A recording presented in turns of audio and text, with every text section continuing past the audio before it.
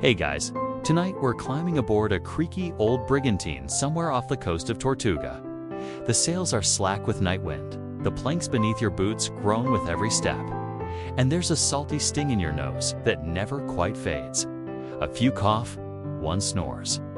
Someone hums a sea shanty off-key, too tired to finish it. You're the new recruit, the green horn, the one who still thinks pirates are all about sword fights and treasure maps. You're not a captain, not even an officer. You're just you. Barely initiated, swaying with the tide, eyes wide in the moonlight. The crew is already below deck, swinging gently in their hammocks like strange fruit in a wooden orchard. But the first thing you learn, bedtime, is sacred. You probably 1T survived this not because of cannonballs or Kraken's butt. Because if you break the ship's unspoken bedtime rules, someone might replace your pillow with a wet boot.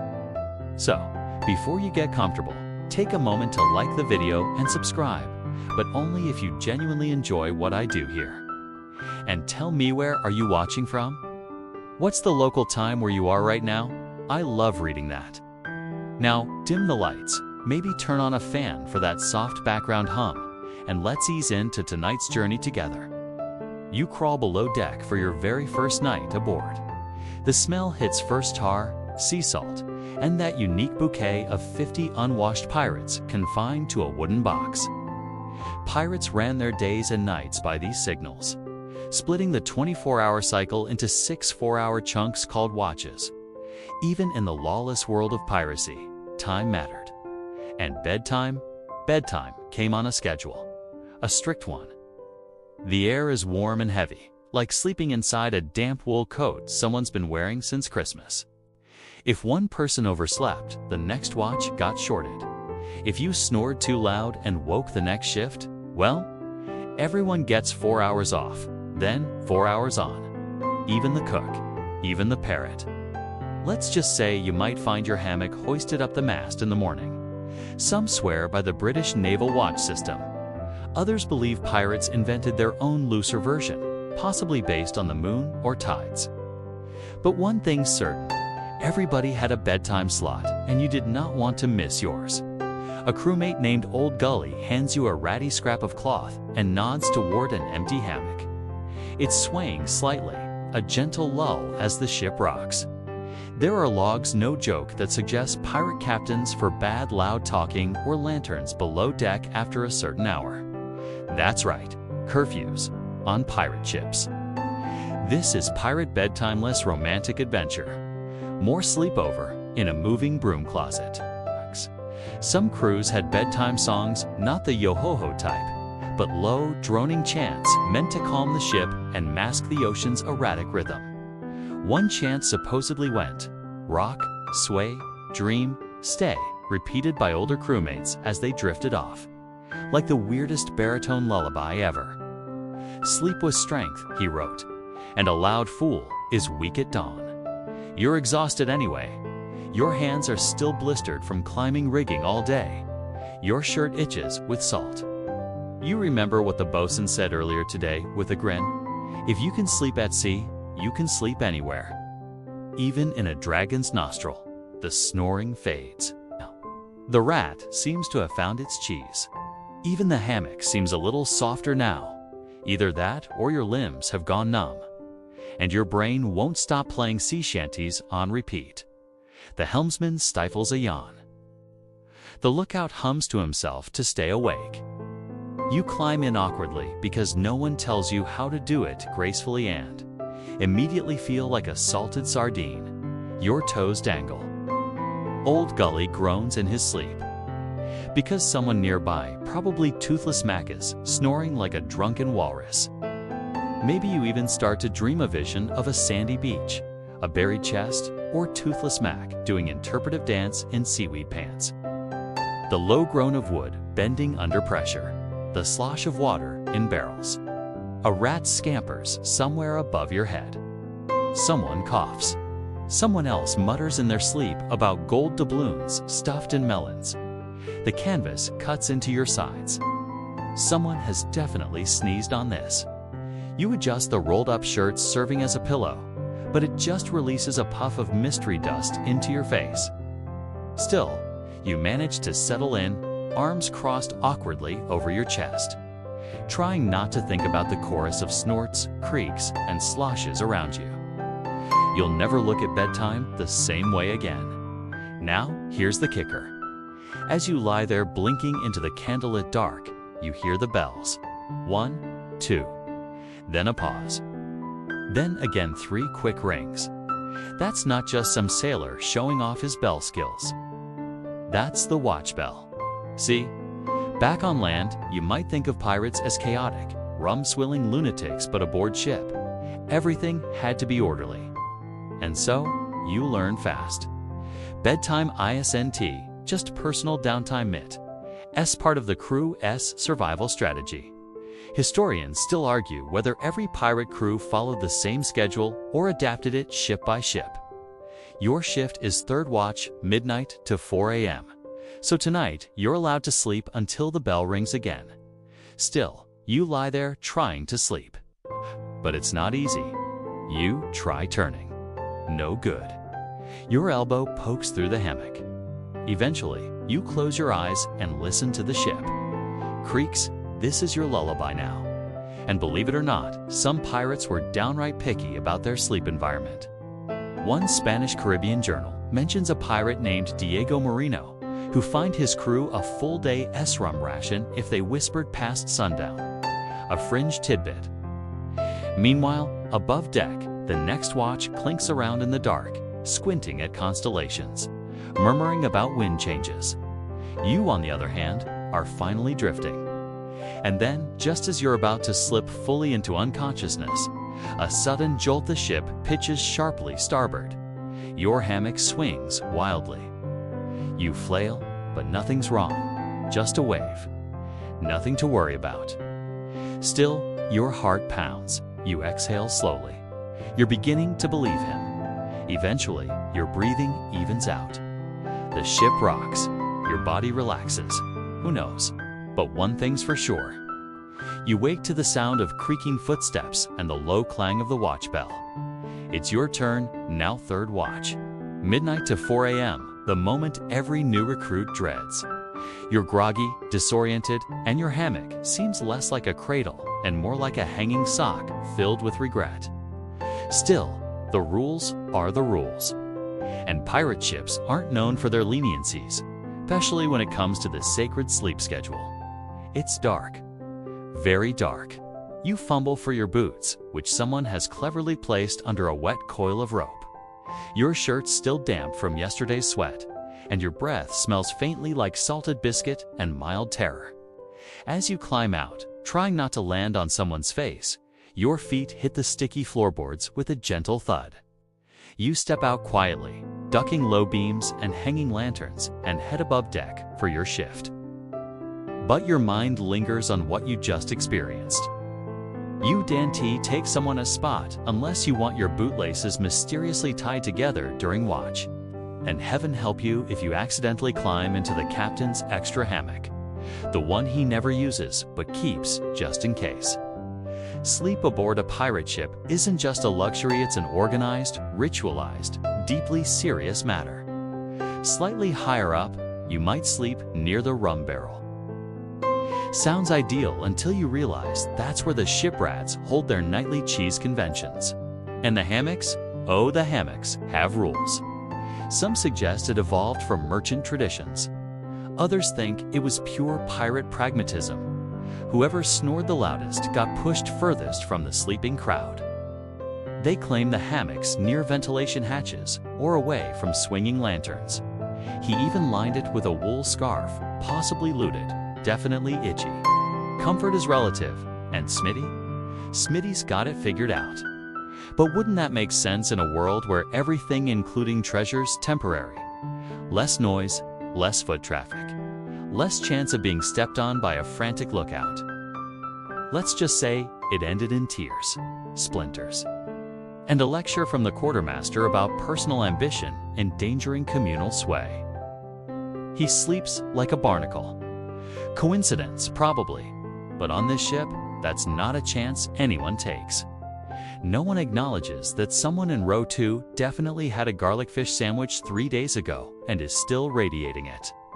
There's a strange peace in the cramped chaos, like a library full of sailors instead of scholars. But everyone silently adjusts. People sleep with scarves over their noses, herbs tucked in their sleeves, or, in one case, a small cork up each nostril.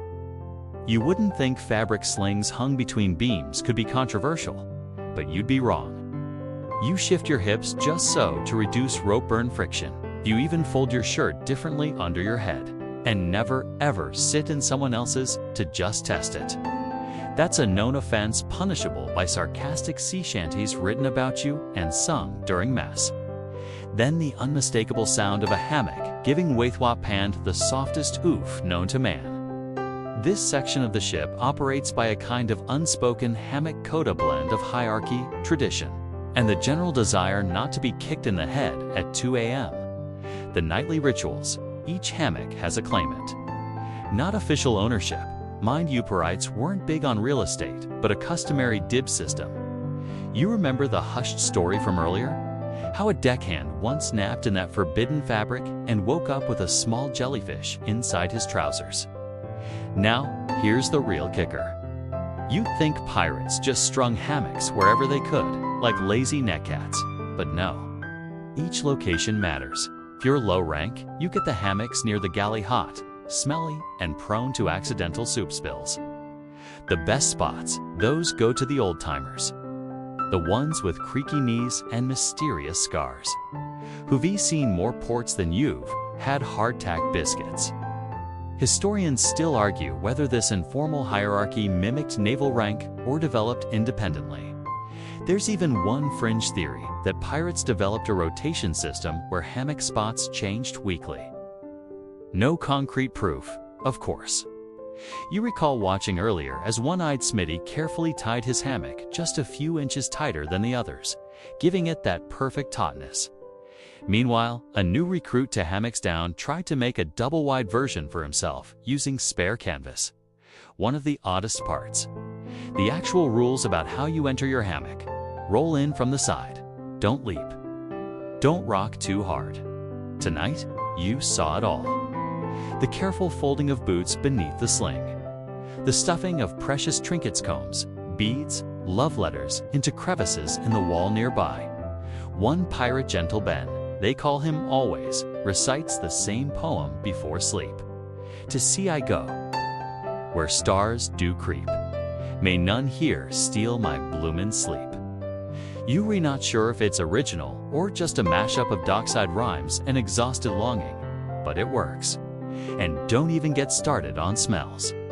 There's a kind of shared suffering about them. No one talks about it. That's Billy No-Nos. Oddfellow swears he lost his sense of smell in a duel with a squid. No one's verified. Eventually, after your shift ends, you shuffle back down below deck. The hammocks are full again. Some sway gently. Some are completely still. You slide into your spot. A little wiser now. You curl slightly sideways to avoid the beam above. It's not exactly comfortable, but it's yours. And as you start to drift off, you hear a creak near the bulkhead. Someone's sneaking in late. A whisper. A stifled laugh. No one moves. No one helps. Because the code is clear. If you break hammock protocol, you lie in your own canvas ruin. Sleep returns, slow and sure. And this time, you feel like you belong a little more. The next night, your bones ache in that special pirate way somewhere between tired sailor and lightly pickled driftwood. You just finished scrubbing the deck with a rag so small, it might as well have been a handkerchief. Your knuckles are raw. Your shoulders feel like they've been twisted by a pair of angry sea serpents. And yet somehow you're looking forward to bedtime. Each chime rings out across the dark waves like a polite ghost reminding everyone. Rotate the crew, change the watch, the lanterns sway. Shadows stretch across the ship's ribs. You settle into your hammock, now slightly adjusted to your preferences, a bit more slack on the left. A knot tied just right on the right. And for the love of Neptune, Let those poor souls get some rest, not just because of the hammock up, but because you're starting to appreciate the rhythm of pirate sleep. You hear the bell against time 4 times in a row. Waxing gibbous, you'd likely be posted on lookout. Waning crescent, you might get kitchen duty. Full moon, everyone's a bit tense. You make your way below deck again, ducking under the same beam that smacked your forehead yesterday. You glance at the star's Orion hanging sideways, his belt tangled in cloud wisps. Below, the water shimmers in moonlight, flecks of silver bouncing like coins dropped into an endless well. But either way, the moon mattered. And yet, your body wants nothing more than to lie flat and drool onto something soft. And then, as you begin to drift, you remember what's coming next. Moon watch. Your shift tonight, ISNT, just any shift at S, one of the most peculiar traditions aboard pirate vessels. The night watch tied not to hours, but to the moon. The occasional skitter of something you hope is a rat and not a ghost crab. You see? Some pirate cruises, especially the more superstitious or celestial-minded, divided their night routines based on moon phases. Or just your imagination, twisting ocean sounds into phantom fleets. Historians still argue whether this lunar scheduling was rooted in practical astronomy, leftover beliefs from African or Caribbean cultures, or just the fevered inventions of men stuck at sea for too long. Even worse, rival pirates, eager to reclaim stolen goods. They say falling asleep during watch was one of the worst offenses aboard a pirate ship. Makes you think you see ships that ain't there. Not because it endangered treasure, but because it endangered everyone. And tonight, it is a first quarter moon, a clean slice of light, hanging like a luminous hammock in the sky. Legend has it, he sang sea shanties to the mop and named it Eleanor. It's the next watch, blinking into the dark, ready to relieve you. Your job? Stand watch. Eyes open, quiet, still, and most importantly, don't fall asleep.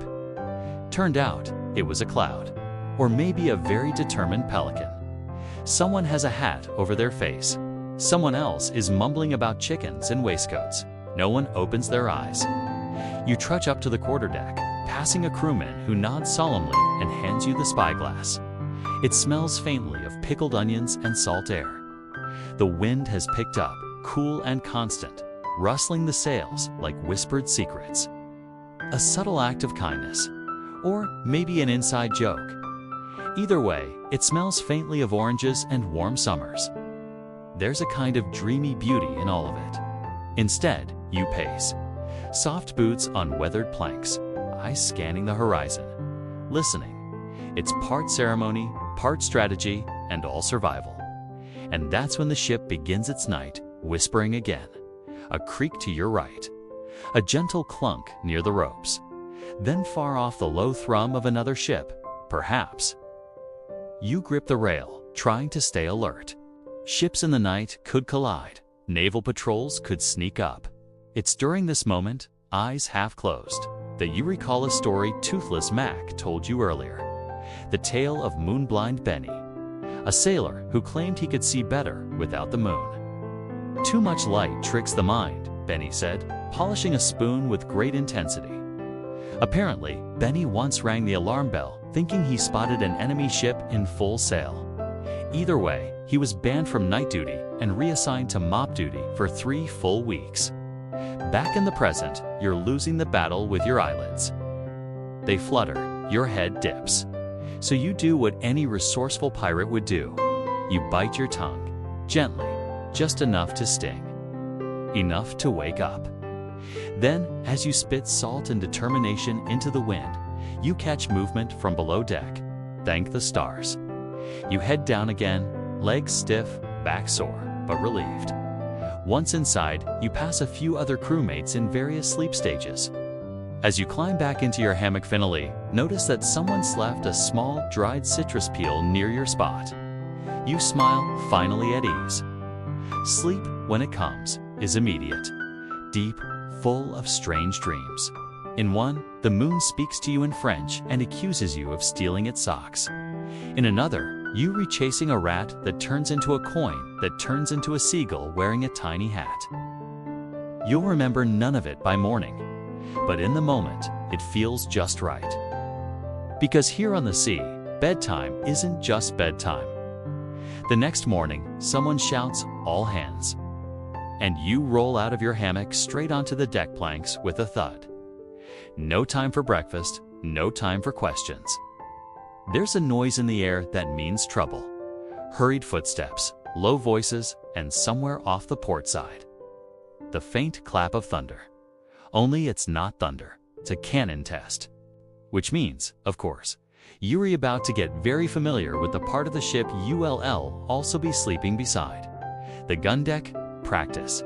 But the truth is, most of the crew sleeps mere feet from rows of massive iron cannons.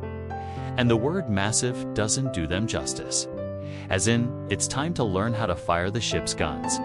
Now, when you imagined pirate sleep, you might have pictured a cozy cabin, maybe with a porthole and a candle, a parrot perched gently above. They're like metal elephants, angry ones. You eye your spot with cautious optimism and a touch of resignation. You knew pirates had limited space, but this is like sleeping on top of a pile of anvils that may or may not explode.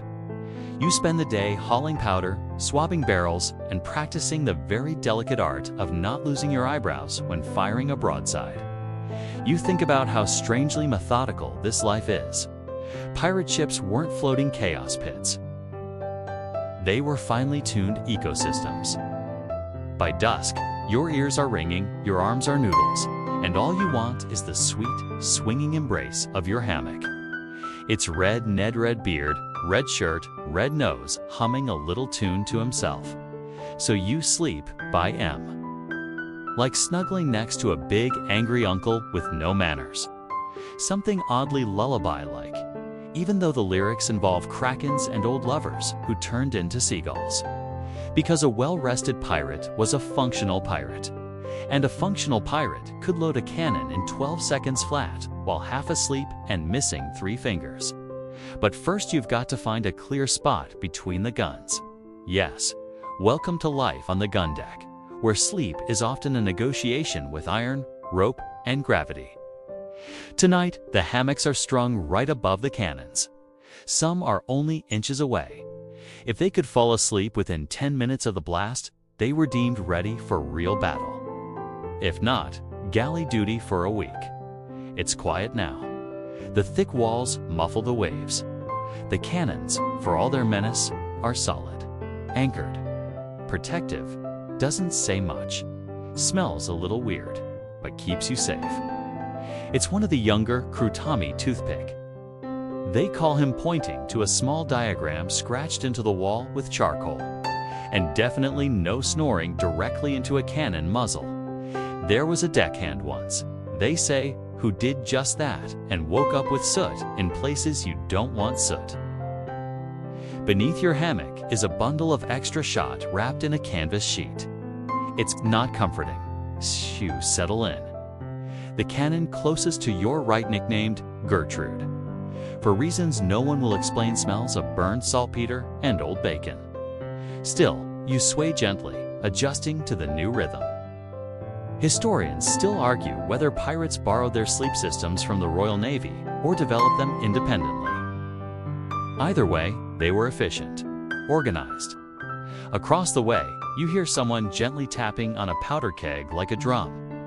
"Cannons keep you safe," he murmurs, not even looking up. And honestly, that's kind of the vibe. But it's not all comfort and camaraderie. There are rules. No sleeping with gear loose around the guns. No hammocks over powder stores. And then there's the infamous cannon nap test.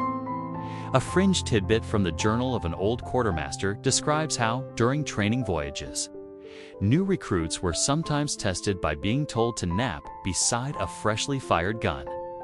You lie in your hammock now, reflecting on this madness, and yet somehow you understand it.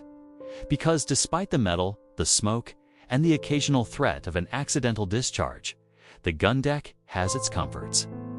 You begin to think of Gertrude as a particularly grumpy roommate. Just as your eyes begin to close, you feel a light tap on your hammock. It's a layout of the hammocks and the cannons, marked with X's and lines. He whispers, "That's so we don't drop someone into a firing lane." Smart. You nod, half asleep, and realize that these pirates might be lawless on land, but at sea, they're practically interior designers. Tonight, as the candlelight flickers and the creaking wood settles into its night song, you let yourself imagine this life as normal. The swaying, the iron giants, the threat of being jolted awake by a surprise fire, it's all part of it now. You even start to dream about Gertrude. In the dream, she's serving tea. You wake up with a start. Someone just shouted, "Ballast shift." A few groggy heads lift. The ship rocks slightly, then silence again. You nestle deeper into your hammock, adjusting your leg so it doesn't dangle over the cannon breech. And you think, perhaps for the first time, you're not just surviving pirate sleep. You're mastering it? Tonight, you notice something different. The crew's a little more hushed than usual. Fewer off-key sea shanties, fewer jokes about parrots with gambling debts. Even Old Gully, who normally narrates his own dreams out loud in real time, is quiet. Something's going on. You overhear it near the galley. Captain's doing his sleep thing again. His ... sleep thing. You make your way down to the officers' quarters, careful not to seem too interested. But there's a buzz in the air-low voices, knowing nods. You slip past a curtain and catch a glimpse of something you did not expect. Your captain. Black Jack Barrow, reclined on a feather mattress with an actual silk pillowcase. And what's that? A lavender-scented glove. Yes, that's right. Your captain, slayer of navies and scourge of the Lesser Antilles, wears perfumed gloves to bed. Turns out, pirate captains are people too, and some of them are really into their bedtime rituals. Blackjack's routine is legendary among the crew. Every night, without fail, he follows a precise series of steps before letting his eyelids fall. Wash his hands with a scrap of linen soaked in rosewater. Changes into a clean nightshirt white, pressed, and absolutely ridiculous. Places a tiny bronze bell on the table next to his bunk. Puts on his lavender gloves, recites a quiet poem to his mother's memory. Something about moonlight and pickled cod. Barrow made him spend the next night sleeping in the crow's nest, during a storm, with a chicken. On ships where death might come by storm or mutiny or seagull ambush, rituals provide control. Black Jack Barrow, for instance, was once rumored to have sailed with Ottoman traders before turning rogue. Different. Maybe the gloves are borrowed from a different world entirely. You ask him why, and he shrugs. They've carried me far. They deserve a song. Peace, even a little bit of dignity. You smooth your blanket tokay, a salt-stained wool tarp, and whisper, a quick please, no cannon drills into the dark. Only then does he sleep. A few tie knots in their hair, believing each knot traps a bad dream before it can take hold. And just disciplined enough to respect the sacred order of pirate bedtime. And woe betide the man who disturbs that process. A deckhand once tripped outside the captain's cabin during the ritual. Didn't knock anything over. Didn't shout. Just tripped. No one knows where the chicken came from. But here's the thing. It's not just vanity. You start to realize that for many pirate captains, a strict bedtime routine isn't indulgence, it's survival. Historians still argue whether these habits stemmed from earlier naval practices or were uniquely cultivated among pirates, who often had diverse cultural influences. Meanwhile, among the rest of the crew, bedtime rituals look a little. Some pirates tuck small charms into their hammocks. One guy rubs a lucky coin between his toes before sleep. Refined. And then there's Stitch, the ship's quartermaster, who sings a lullaby to his boots every night before placing them under his hammock. Tonight, back in your own hammock, you try a ritual of your own. You imagine him smiling softly, one gloved hand curled over his chest, whispering instructions to a phantom armada in his sleep. Across from you, someone farts audibly. Another pirate shouts, "Bless you," without missing a beat. So much for silence. But strangely, a hush does settle in. The kind of hush that only comes when every crew member is too tired to joke, too salty to argue. You close your eyes and let the rhythm carry you. The slap of water on hull. The groan of ropes shifting with wind. The faint squeak of a rat doing parkour across a barrel. There's something meditative about it. Predictable, steady. And in that predictability, sleep becomes easier. Somewhere above, the captain likely drifts into his dreamscape of lavender clouds and victorious naval battles. And in your dreams, you're in a tavern, arm wrestling a goat for a treasure map. You lose, graciously. The goat tips his hat. Yes, things are starting to feel normal. But before you fully drift off, one last thought crosses your mind. Pirates may steal gold, plunder ports, and insult monarchs with aggressive hand gestures, but when it comes to sleep, they are surprisingly, maybe not clean, maybe not quiet, but deeply, deliberately restful. It's barely past noon, and already the sun has cooked the deck into a state somewhere between tavern floor and oven tray. You've spent most of the morning coiling rope, recoiling rope, and then just for variety coiling rope under the supervision of Bosun Pete, who seems to derive joy from watching you sweat. By the time the midday bell rings, your shirt is plastered to your back. Your hands are rope burned, and you can't quite remember what dry socks feel like. Which is to say, it's the perfect time for your favorite ritual of all. Rum ration. Or, more accurately, rum ration followed by nap time. Or attempted nap time, depending on how much grog the quartermaster sloshes into your cup. The sun is dipping toward the west, and the rum has made your eyelids heavier than cannonballs. You slump back below deck, grateful for the dim, warm dark of the gun deck. But even as you head for your hammock, you hear the familiar, unmistakable signs of an all-too-common pirate problem. The rum has gone to someone's head. A thump, a giggle, a loud hiccup. Then someone blurts, "Let's sword fight in our sleep shirts." It's going to be one of those afternoons. You duck as a half-full tankard goes skimming past your ear, then take shelter behind a barrel. Just out of sight, Pegleg Marty is trying to balance on one foot while using a mop as a cutlass. Another crewman is laughing so hard he can't breathe. You sigh, realizing once again that pirates and moderation are not a natural pairing. See, rum rations were more than just recreation. They were standard formalized, even. Some crews issued specific amounts, sometimes mixed with water, sometimes not. It was part morale booster, part hygiene solution. Rum killed off the worst of the water's nasty surprises. But the problem, pirates rarely stopped at just enough. And that meant bedtime, especially afternoon naps, could descend into chaos. Historians still argue whether grog was more common than straight rum among pirate crews. Some point to British Navy influence. Others suggest that pirates with Caribbean roots preferred their drinks strong and unmixed. One fringe theory claims that some captains forbade drinking after sundown, specifically to protect the sanctity of bedtime. There's little evidence, but a lot of rumors that this led to secret midnight stills being built in the bilge. You wouldn't be surprised. Back in your hammock, you do your best to ignore the giggles and hiccups. You cover your face with your shirt and pretend it's a sleep mask. For a moment, it works. You almost doze off. Almost. Then someone belts out a sea ballad at full volume. "Oh, I once kissed a mermaid, and she bit off my ER." A solid effort, musically, but your dreams scatter like seagulls. Still, you don't get mad. This is part of the rhythm of pirate sleep.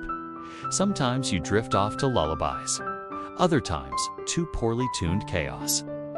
Eventually, things calm down. The rum wears off. Someone starts softly snoring in time with the ship's creak. The mop gets tucked back into its barrel. Pegleg Marty, now horizontal and face down, murmurs something about rum-soaked hammocks and begins using a coil of rope as a pillow. You take this as your cue. You swing gently in your hammock, letting your body relax one muscle at a time. Your back against the canvas feels warm. Your feet dangle just enough. The tension in your hands fades, replaced by that postrum heaviness in your limbs. It's not drunkenness, it's drowsy surrender. And just as you're drifting right, on the edge of sleep, a soft tap on the barrel beside you.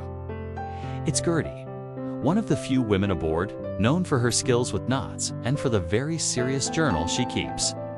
She leans close and whispers, "You ever hear about the crew who snored so loud they got mistaken for a sea monster?" You shake your head, eyes still mostly closed. "True story," she says. "Dutch brig off Curacao. Captain had a snorer named Big Pete. Whole crew sounded like thunder in a sack.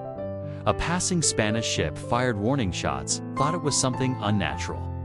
Pete never lived it down. Had to sleep in the sail bin after that."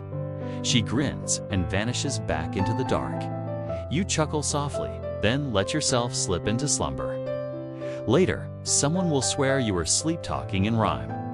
Someone else will say you muttered, "Don't let the cannon bite." You won't remember any of it, but you will remember the way it felt. The warmth of wood all around, the low hush of grog-lulled snores, and the way even the wildest crew, for just a moment, gave in to rest. Because on a pirate ship, sleep is a fragile, sacred thing. And rum. Rum is both the lullaby and the alarm clock. The next evening, you wake to the distinct feeling that something is watching you. You blink up at the darkened beams of the gun deck. Your hammock still swaying gently. The air is thick and still, with only the occasional creak of timber or the distant splash of waves to break the silence. And yet, that it is again. That prickling at the back of your neck. You slowly sit up, and there, in the corner of the dim lantern light, are two glimmering eyes staring straight at you from the shadows behind a barrel of biscuit flour. It's the ship's cat. The crew calls him Whiskers, though no one remembers who brought him aboard. He's enormous, grizzled, possibly older than the ship itself. Some say he came with the vessel, stowed away in the hull during the ship's christening, and never left. Others think he's a ghost, sent to haunt those who nap too loudly. Either way, Whiskers has a habit of watching people sleep. And now, apparently, it's your turn. You lie back down slowly, pretending not to see him. He blinks once, then vanishes into the dark with all the drama of a stage magician. And that's when it clicks. You're not the only one with a sleep ritual. Every living soul on this ship, human or otherwise, has a nighttime pattern. A personal logic for making peace with the creaking dark and the uneasy rock of the sea. Tonight, you decide to learn them. Sleep aboard a pirate vessel isn't just an individual act. It's collective choreography. A whole ship, floating, groaning, drifting must find its rhythm, or else collapse into madness. So you observe. First, there's the shufflers pirates, who insist on pacing for 20 minutes before they lie down. You watch as Patch-Eye Lorna completes her 7th slow lap around the gun deck, murmuring under her breath. Some say she's reciting old battle plans. Others believe she's just counting her steps to make the hammock rock right. Then come the sway testers. These are the ones who poke their hammock twice before climbing in. Once to check for tears. Once to make sure no one has redecorated with fish. You're not above that, check yourself. Last week, someone stuffed an octopus into your blanket. No one confessed, but the octopus left a trail. You're watching you, Tommy Toothpick. And then there's the mutterers' quiet pirates who whisper to themselves just before sleep. Some pray, some curse. Some, like Gentle Ben, recite oddly soothing lists. Ropes, knots, sails, stars, stars, sails, knots, ropes. You tried copying him once, it actually worked. You fell asleep somewhere around third reefing line. Even the ship itself seems to lull into sleep. There's a change in the way the board's grown. It's a slow relaxation of the tension in the rigging. You swear the floorboards breathe. Historians still argue whether pirates truly maintain such synchronized sleep habits, or if this ship harmony is a romantic myth. Some logs describe chaos late-night dice games, mid-watch duels, snoring contests that ended in bruised egos and actual bruises. Others, though, paint a different picture, of crews who developed unspoken pacts, who learned each other's rhythms out of sheer necessity. One fringe theory, pulled from a sailor's diary in 1704, suggests pirates deliberately trained themselves to sleep lightly half awake, always listening. It claims experienced crew could identify a rope snapping or a sail luffing in their dreams and wake before trouble hit. Back in the present, you start to test that theory. You close your eyes and listen, not just to sleep, but to sleeping. Snoring rises and falls like a sea breeze. Someone twitches in their hammock. Another mutters about cabbages. You imagine yourself as a part of it all, one strand in the web. Your breathing matches the rocking of the ship. Your muscles let go, one by one. And then soft footsteps. You crack an eye. It's Whiskers again. This time, he's perched above you on a beam, tail flicking lazily. He meows once, not loudly. Just enough to remind you, this ship sleeps with supervision. As you drift off again, you realize something important. In this floating world of chaos and sails, where danger and treasure blur together, sleep is the crew's only real democracy. Everyone, from captain to cook to cat, is ruled by the same rhythm. And if you're lucky, you learn to let go, to sway, to breathe in time with the ocean. Tonight, you dream of hammocks made of clouds, of Whiskers wearing a tiny tricorn hat, of a ship that sails through stars instead of waves. And somewhere in that dream, a voice whispers, "Don't forget to poke the hammock twice." But now the sun has dipped low, the shadows are long, and a stillness creeps over the ship like a warm blanket that smells faintly of old fish and rope tar. It's nearly bedtime, and tonight you've been assigned to galley cleanup duty before you sleep. Which means, welcome to the greasiest corner of the ship. The pirate galley is a miracle of ingenuity and danger. It's basically a large fire hazard with ladles. The cook, a grumpy man with four arms like twisted anchors, presides over it like a cranky god. He refers to everything as stew, regardless of what's in the pot. Tonight's dinner, fish, stew, or maybe banana stew. Honestly, no one asked. You scrape bowls. You mop up spilled grog. You avoid the cook's glare when he catches you humming a tune. It's tedious but oddly calming, a kind of sleepy rhythm to it. Scrape, stack, wipe, repeat. It slows your heart, anchors your thoughts. Because the galley, late at night, is where secrets come out. Old Salt Jim is telling a story, something about a Spanish prison, a talking rat, and a daring escape that may or may not have involved a chicken decoy. But what catches your ear is what comes next. I tell you what, boys, Salt Jim says, you learn the true value of sleep when you ain't got none. That's why I still do it. Every single night, cup of hot water with lemon peel and sea salt. Just a sip puts me right out. You blink. Hot water with lemon peel. That's his trick. Others nod, murmuring their own nighttime routines. I rub my toes with lamp oil, says one. I count clouds through the deck grates, says another, even if there ain't any clouds. I whisper apologies to the ocean, whispers a third, ominously. It hits you like a splash of cold brine. Pirates, rough and rowdy as they are masters of bedtime ritual. Historians still debate how pirates managed regular sleep at all, especially on cramped ships with shifting crews and constant danger. But scattered records and sailors' journals suggest surprisingly structured routines. Some even practiced gentle stretching before sleep. Others rubbed shark oil on their foreheads to keep the dreams from slipping out. One fringe tidbit from an old Dutch pirate's log includes a recipe for something called driftroot tea, a concoction of herbs boiled in seawater and strained through sailcloth. It supposedly induced vivid dreams of flying fish and old lovers, or just intense stomach cramps. The jury's still out. Later, back at your hammock, you find yourself experimenting. You fill a cup with warm water, toss in a scrap of citrus peel saved from the midday ration, and sip. It tastes like, well, hot seawater and regret, but also something comforting, like you're taking part in a long-forgotten sailor's tradition. You lie back, hands behind your head, and watch the flickering lantern shadows dance across the beams above. A few hammocks down, someone's already snoring. Someone else is humming.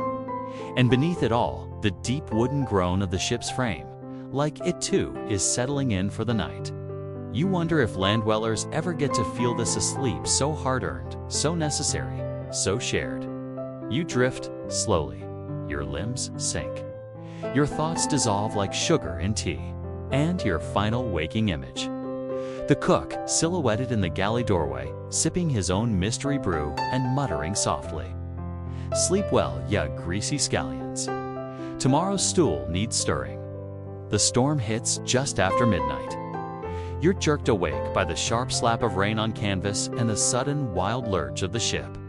Hammocks swing violently, ropes groan like wounded beasts, and outside, thunder cracks like cannon fire.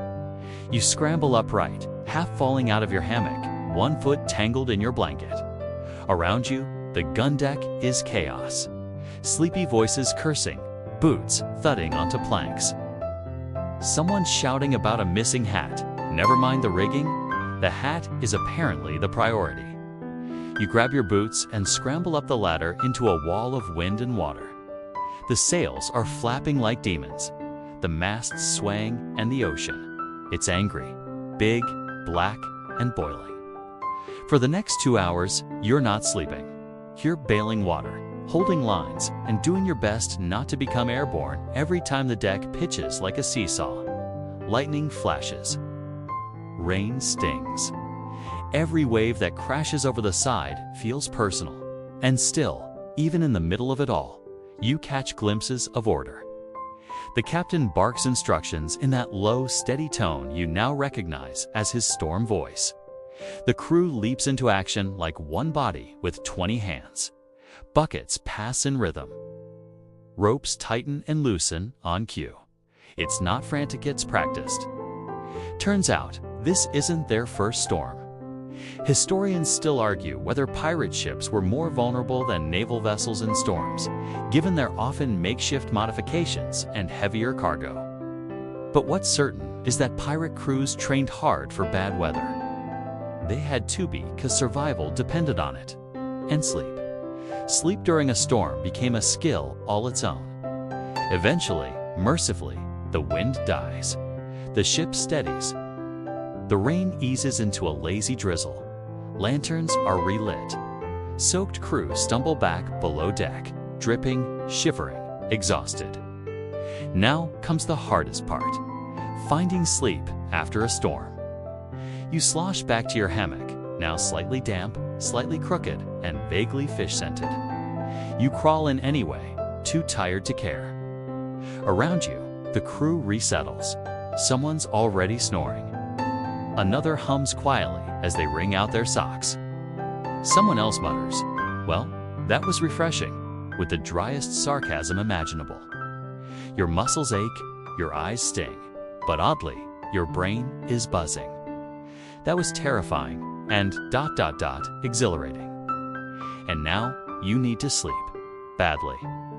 But the storm's aftershocks are still in you. Your heart pounds, your ears ring. The ship creaks in unfamiliar ways now, like it's catching its breath too. So you do what the old hands do. You rock yourself. A trick passed along by a grizzled crewmate named Fern. "If the sea won't soothe you," he said once, "you soothe yourself. Shift your hips. Let the hammock move. Make your own lullaby. You try it. Shift left. Shift right." The canvas creaks. Your spine loosens. Slowly, like a tide pulling out, your thoughts begin to ebb. You start to dream not of storms, but of warm things. Dry sand. A cat with a beard. A ship that sails upside down, yet no one seems bothered. A fringe tale comes to you, told once over a barrel of smoked herring. A pirate named No-Knees Neville, who could sleep through any storm. They say he'd tie himself into his hammock with 5 knots and hum himself to sleep no matter what chaos raged outside. One time, the mast snapped in half. Neville kept napping. Woke up refreshed, the story goes. Asked what all the noise had been about. Tonight, you almost envy him, but still you sleep. Not deeply, not easily, but enough. Enough to carry you to morning. Because pirates don't wait for ideal conditions. They rest when they can. They learn to rest because if they don't, they lose the rhythm, the edge, the humanity. And sometimes, a little sleep after a storm feels like the bravest act of all. Morning comes slower after a storm. The light filters through heavy clouds like it's thinking about whether to show up at all. The deck is soaked.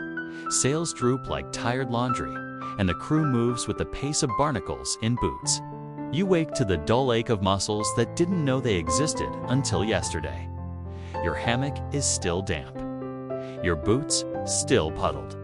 But you're awake, and strangely enough, you're rested. Sort of. Last night's sleep was more of a truce than a surrender. A short-term agreement between you and your body. I won't panic if you don't. And it worked. Today, the captain's orders are simple. Repair, restore, and rest. That last part, it's no suggestion. Turns out, pirates had a rule most navies didn't. After big storms or battles, sleep wasn't a luxury, it was a mandatory part of ship function. Can't aim a cannon if your eyelids are mutiny. Someone grunts as he flops into a coil of rope for a nap. So the crew spends the afternoon patching sails, drying socks, and curling up in increasingly creative places to catch sleep. Hammocks. Barrels. A pile of netting that now has a sign reading reserved. One guy wedges himself between 2 water casks and snores like he's found nirvana. And here's where you discover another secret of pirate life. Napping is a tactical art. There are those who scoff at naps. Landfolk, bankers, Royal Navy officers with their stiff collars and napless pride. But pirates know better. To nap is to survive. To nap is to store up energy for the storm, the raid, the next drunken dance. Historians still argue whether structured naps were part of official pirate schedules. Some logs hint at quiet hours. Others suggest crews rotated short sleep in shifts to keep the ship always manned, always moving. One fringe account describes a French pirate sloop where hammocks were shared on a strict timer, 20 minutes each, then swap. You're not ready for that level of communal snoozing, but you are ready for your hammock. You curl up, this time adding a little twist to the canvas so it rocks slightly more. The ship is calmer now.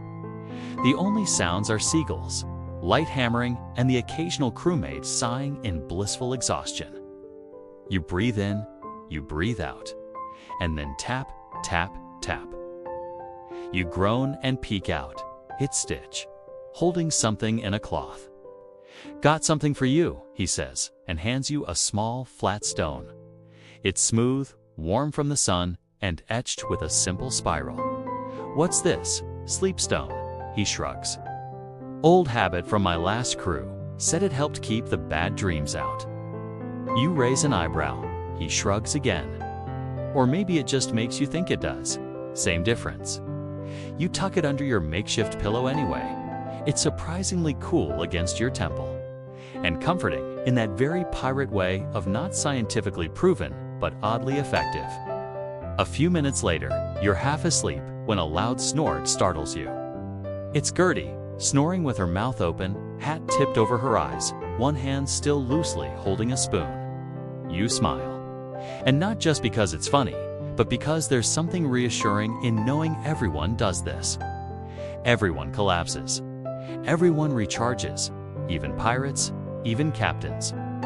Even terrifying old Whiskers, who you now spot curled up in a coil of sailcloth, purring so loudly it's practically. In your dreams, you're napping inside a giant coconut. The sea rocks it gently. Around you, parrots gossip. Someone offers you tea. It's Whiskers. He's wearing a cravat. You sleep deep, long, and when you wake, the clouds have cleared. The ship hums with soft conversation. And everything feels just a little lighter. Because here, on this floating fortress of salt, sweat, and sleep stones, rest isn't weakness. It's wisdom. You don't realize how much you've adapted until tonight. There's a stillness in your limbs, a reflex in your spine as you settle into the Hamaquan practiced sway. One deep breath, and already your body knows. This is sleep time. You've gone from a landlubber flailing through the night to someone who can drift off surrounded by cannonballs, sea shanties, and the occasional pigeon nesting in a bucket. Progress. But tonight, something special is happening. The crew's whispering about it all afternoon. A full night off. You almost didn't believe it at first. No watches, no drills. No last-minute sail trimming or suspicious cargo inspections. The captain, in a moment of rare generosity, has declared an entire evening of peace. Pirate holiday. And how do pirates celebrate such a thing? With pajamas. Well, not exactly pajamas, but the closest approximation they have. Patched linen, loose shirts, sometimes an actual robe if someone's been particularly lucky at dice. You change into your cleanest shirt, which is saying something. It smells only faintly of herring and tar. Someone has lit a few extra lanterns on the gun deck, casting warm golden glows across the beams. Someone else is passing around a tin cup of hot Tyrrell tea, boiled with dried citrus peels, a cinnamon stick, and what smells suspiciously like seaweed. It's not good, but it's warm, and that's enough. You sip, lean back in your hammock, and listen. Tonight, no one's rushing, no one's shouting. It's the rarest of pirate nights, quiet by choice. Gentle Ben pulls out a small flute and plays a tune that sounds like a lullaby and a farewell all at once. Someone hums, a few laugh softly. Even Whiskers the cat is curled peacefully beside a lantern, his tail occasionally flicking in time with the music. You close your eyes, just for a moment. And then Gertie appears beside your hammock with a grin and a bowl. "Try this," she says. "Captain's recipe." You peer into the bowl. It's a grayish porridge with floating chunks of something suspiciously chewy. "What is it?" you ask. "Sleep stew," she says, dead serious. "Oats, clove, a bit of rum, and crab bits." Puts you right out. You hesitate. Then you try it. And to your absolute surprise, it's not terrible. Slightly sweet, oddly briny, and strangely comforting. You learn through chuckles and sleepy murmurs that the dish is part of an old superstition. Pirates believed certain ingredients, if consumed before sleep, could ward off nightmares, or at least guarantee dreamless rest. Cinnamon for calm. Crab meat for anchoring the spirit. Oats because, well, they're filling. Historians still argue whether such dishes were truly widespread or simply ship-specific traditions. Some journals speak of night broth and hammock milk, a mixture of grog and crushed sea biscuits warmed over lantern flame. One particularly quirky entry from a Portuguese corsair's diary mentions rubbing eel oil on the temples before bed. The idea, it seems, was simple. If you couldn't control the sea, at least you could influence your dreams. You settle back, belly full, limbs loose. And now, with nothing to do, no anchor to check, no storm to brace for, no snoring contest to judge, you find yourself drifting, not just into sleep, but into reflection. You think about how structured this world really is. Pirates, often painted as reckless, anarchic beasts, are surprisingly ceremonial about rest. There are unspoken rules. Never wake someone unless the ship's on fire. Never borrow another's hammock without asking. Never, ever sleep with your boots still on nids, bad luck, and worse hygiene. Even Whiskers seems to follow protocol. You hear the crew settle one by one. Hammocks creak in familiar rhythms. Someone's murmuring an old tale about a ghost ship crewed entirely by sleepers, doomed to sail forever between dreams.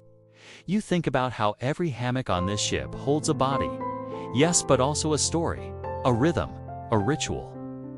Your eyes close. In your dream, the ship is flying. Its sails are clouds. The anchor is made of music. You drift through starlight, your stew bowl floating beside you like a loyal moon. You're smiling when you wake hours later, just before dawn. The lanterns have burned low. The tea tin is empty. The cat's still purring. And for the first time since this journey began, you feel fully rested. Not just asleep, rested. Because tonight, for once, the pirate ship let down its guard and let you just ... be. Some nights, sleep comes easy. A full belly.com sees, and a hammock that swings just re-tanned you out like a dropped anchor. But other nights, sleep is a ghost ship visible on the horizon, drifting gently, always out of reach. Tonight is one of those nights. You've tried everything. Flipping your hammock blanket, changing positions, counting knots in the planks above. Nothing works. It's too hot. The air barely moves. Somewhere above deck, a rat drops something heavy. And beside you, one of the younger crew snores like he's auditioning for a foghorn choir. You sigh and sit up. You're not the only one awake. Down the deck, a few shadowy shapes shift in their hammocks. Restless legs, quiet muttering. The sleepless pirates. There's even a word for this: sailor's hour. The moment between midnight and dawn when thoughts get sticky, when muscles twitch, and when your brain decides now is the time to review every embarrassing moment you've ever had, including the time you saluted a parrot. You slip out of your hammock and start walking quietly through the dim corridor of wood and canvas. Gertie is awake. She's plucking at a threadbare lute, half-tuned, the melody barely above a whisper. "Can't sleep?" she asks, not looking up. You shake your head. "Try the galley," she says. "Quartermaster's got a trick." You tiptoe up to the galley, where the warm air still smells faintly of clove and oil. There you find Stitch, sitting cross-legged, eyes half-closed, hands on his knees. He opens one eye. "Insomnia," he says flatly. You nod. He gestures for you to sit. You do? Then, in a voice as calm as still water, he begins. Picture a rope, a long one, thick and rough, stretched across the sea. You raise an eyebrow, but go along with it. You're holding it? He continues. Feel it in your hands. Now, count the knots, one by one. With each knot, breathe deeper. Slower. You do.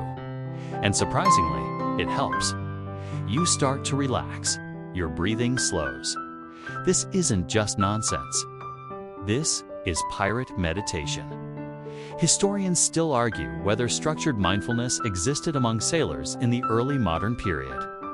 Most accounts dismiss it, but scattered journals reference odd rituals, whispered counting, rhythmic humming, even a technique among Malay pirates called sea breathing, where they'd synchronize inhales with the tide. One Dutch captain wrote about his crew tying small knots into cords to trap thoughts before bed. Another claimed rubbing fingers over carved wooden beads helped unwind the mind. Even the hardened pirates had to deal with sleeplessness. And they adapted. Back on the galley bench, you let Stitch's voice fade as your own thoughts fill in. You start imagining the rope again, feeling the knots. 1, 2, 3. Somewhere around knot 10, your eyelids get heavy. You thank Stitch with a sleepy nod and return to your hammock. The deck feels quieter now. The snoring has become background noise. The ship rocks like it's trying to help. Even the air feels cooler. You lie back down and close your eyes. The rope is still there. It's not 12. 13. Your dream begins mid-sentence. You're walking across a rope bridge high above an ocean of stars. Each knot glows faintly. Gertie's lute is playing from nowhere. Whiskers floats by, wearing an admiral's hat and shouting instructions to a dream crew. And for once, it doesn't matter if the dream makes sense. It's restful. It's enough. Because not every pirate night ends in brawls or storms. Some end in quiet, in calm, in a practiced breath, a remembered rope, and the gentle permission to let go. You wake to the scent of oranges, orange peels, technically. Slightly wilted, slightly salty, and steaming gently in a chipped tin mug beside your hammock. You snored like a cannon last night, Gertie murmurs from her bunk, so I figured you earned it. You grunt a sleepy thank you and sip. The water is warm and bitter bright, just enough to rouse you without startling your senses. It's dawn now, or close to it. A soft gray light drifts through the open hatch, washing the deck in shadowy silver. Most of the crew still sleeps. A few stir. One is talking softly to the mast, which you choose not to question. You rise and stretch carefully, so you don't slam your hand into the beams again, like you did on your third night. Your shoulder still remembers that one. Today is a special day. Not a holiday, not a raid, just ... Laundry day. And laundry day aboard a pirate ship is less about hygiene and more about ritual. You carry your bundle of clothes to the upper deck, where a few lines have already been strung between the foremast and the main. Wet linen flaps in the breeze like ghost flags. The sun is climbing now, gently warming the boards beneath your bare feet. You begin scrubbing. Shirt, trousers, socks. The water is brine. The soap is questionable. The scent is enthusiastic. But there's something meditative in the motion. Back and forth. Scrub and rinse. Hang and pin. And then, as always, the stories begin. Laundry day is when the old pirates start talking. Back in '98, says Old Salt Jim, wringing out a surprisingly pink scarf. We'd sleep in barrels when the hammocks got soaked. One time, I woke up in the rum cask. Best dream I ever had. Ever sleep on deck during a meteor shower? Gertie chimes in, pegging up a shirt. Stars falling so fast, you'd think you were in a fireworks show. You ask them if sleeping on deck was ever normal. More than you'd think, she says. Summernights.com sees. No rain captain used to order us topside. Said it kept the ship ventilated. Really? I think he just liked looking at the moon. Historians still debate the prevalence of deck sleeping among pirates. Some ship logs confirm especially in warmer climates, where the air below deck became stifling. Others argue it was rare due to the risk of sudden weather changes or surprise attacks. One fringe theory, based on a Caribbean captain's diary, claims certain pirate crews practiced sky sleeping as a form of navigation training, learning the stars by heart while drifting off beneath them. You like the sound of that. Later, as the sun climbs and the clothes dry, you see a few pirates already nodding off right there on the deck, shirts over faces, hats tilted down, boots off. One uses a coil of rope as a pillow. Another curls under the mainsail like a cat. You lie down too, not because you're tired, just because it feels right. The boards are warm, the wind is gentle. The scent of salt, soap, and citrus lingers in the air. Overhead, a single gull cries. Somewhere, someone starts humming, probably Gentle Ben. You close your eyes, and you imagine a world where laundry day is always this peaceful, where every job ends in a nap, where the sky itself tucks you in. In your dream, you're floating on a sea of clean shirts. The sails above are stitched with lullabies. The ship moves without sound. And a parrot in a powdered wig is reading bedtime stories from an ancient book of sea legends. When you wake, the sun is higher. The deck is busier, but your mind is clear. Your limbs feel light, and your shirt perfectly dry. There's no better feeling on Earth's or sea. Because sometimes it's the small rituals that protect your sanity that make sleep possible. That remind you, Even pirates need fresh socks. The wind changes at dusk. It starts as a murmur, a low whistle through the rigging. Then the ship shifts a subtle lean starboard end. Every sailor seems to feel it at once, even if no one speaks. You're below deck when it happens, halfway through rearranging your hammock to avoid a suspicious drip from the beam above. And then, everything stops. Voices hush. Someone mutters, "She's turning." You climb the ladder and step into golden light. The horizon is melting into a puddle of crimson and rose. The sails flap gently, realigning, and far off in the clouds, lightning flickers like someone shaking a candle. Tonight, the ship changes course. And with that change, a ripple goes through the crew, not just in duties, but in sleep, because direction matters. In this world of superstition and strange rituals, many pirates believed that the way the ship faced influenced your dreams. Sail north, and you dream of cold winds and missed chances. South meant love. East brought restlessness. West-west was for old memories. You overhear two crew members arguing quietly. Always have nightmares sailing west. Yeah, I sleep better. Must be the ancestors. The debate never resolves. Instead, it fades into the rhythm of evening. Hammocks being adjusted, lanterns trimmed, sleep clothes pulled on. Boots thudded softly to the floor. You take your place in the sleeping shift, and it occurs to you this ship is more than wood and sail. It's a living clock. Every hour has its ritual. Every direction, its whisper. You lie in your hammock, watching the lantern above swing in time with the ship's breath. And suddenly, you feel it? A collective exhale. Even the ocean quiets, like it's listening. Tonight, you sense the past pressing close. Stories hum in the planks. Shadows stretch farther. Sleep feels thicker. So, to match the mood, Gertie proposes a ritual. She stands mid-deck, holding a small pouch dried herbs and wax tucked in old cloth. "Pirate sleep charm," she says, deadpan. "Handed down from my great-aunt Matilda, goddess of dreams and poor decisions."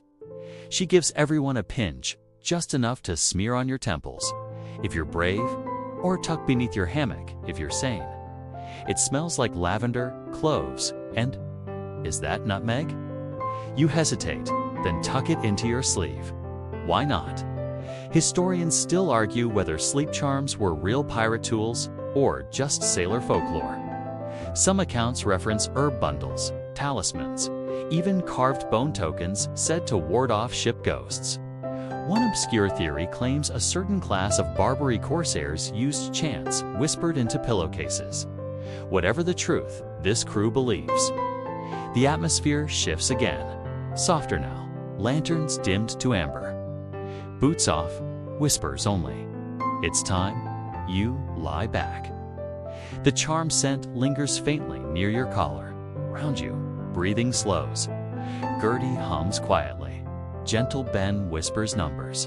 And you slip sideways into sleep. Into that strange pirate dreaming, where the sea becomes a sky, where ropes stretch into infinity, where a voice maybe the ship tells you stories not from history books, but from the ship's own memory. You dream of sails that catch starlight, of a hammock suspended between moons, of old pirates sleeping forever in the wind, their snores echoing in the rigging. You drift deep. No storm, no worry. Just a slow fall into warmth. And when you wake, you're still not sure which way the ship turned. But you feel ... lighter. Because sometimes sleep isn't about tiredness. It's about trust. Trusting the ship. Trusting the sea. Trusting that if you close your eyes, you'll wake up somewhere, someone worth waking for. It's your last night aboard. Not forever, just the last of this long, strange voyage. Tomorrow, the ship will make landfall at a dusty port with too many vowels in its name. Some will disembark for good. Others, like you, will restock, stretch your legs, maybe buy socks that haven't seen battle. But tonight is for memory. You find yourself on deck after supper, leaning on the rail with a tin cup of watered grog, and watching the moon carve a silver path across the waves. Below, the crew drifts into their familiar routine, swinging gently, sleepy laughter echoing faintly, the slow clink of lantern glass. Even now, after storms and sleepless nights and buckets of questionable stew, the rhythm holds. One by one, they settle. Pachai Lorna sharpens her knife 3 strokes, then tucks it under her pillow. Gentle Ben fluffs his hammock with the dedication of a man preparing for a nap-related duel. Whiskers, the cat-faithful guardian of the night, perches near the mast and blinks at the stars as though checking for trouble. And you wander the quiet ship, visiting your old haunts.